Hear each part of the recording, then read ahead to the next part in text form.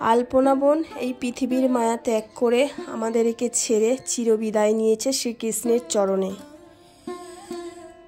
তো নমস্কার বন্ধুরা, কেমন আছো সবাই? জানি সবাইয়ের মন মেজাজ খারাপ যারা আমরা ইউটিউবে কন্টেন্ট ক্রিয়েটার, কারণ এই যে খবরটা আমরা হঠাৎ মেনে নিতে পারছি না। এই যে দুঃসংবাদটা, এত অল্প বয়সে একটা তরতাজা প্রাণ এইভাবে শেষ হয়ে গেল।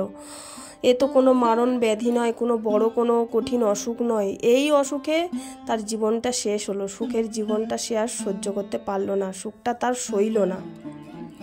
তো আগের দিন আলপনার বর লাইভে এসে বলেছিল, তো তোমরা জানো সবাই, যে ও ছিল কৃষ্ণ ভক্ত, কৃষ্ণ প্রেমী। কৃষ্ণ ছাড়া সে কিছুই জানতো না।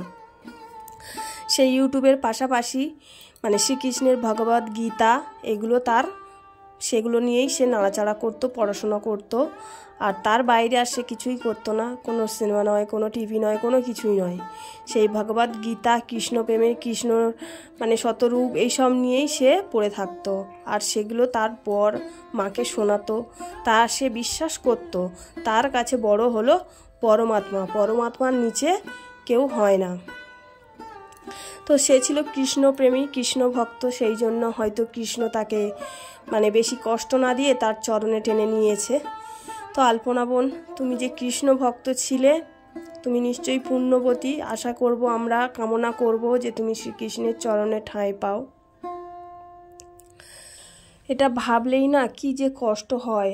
আর আমরা আলপনার এই ফানি ভিডিও দেখতে পারবো না।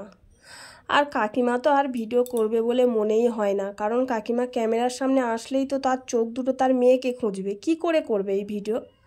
তো আমার মনে হয় না যে তার এই ভিডিও করার আর কোনো মানসিক অবস্থা থাকবে। তো দাদাভাই, তোমাকে একটাই কথা বলবো, তুমি ছাড়া মাসিমার আর কেউ নেই কাকিমার।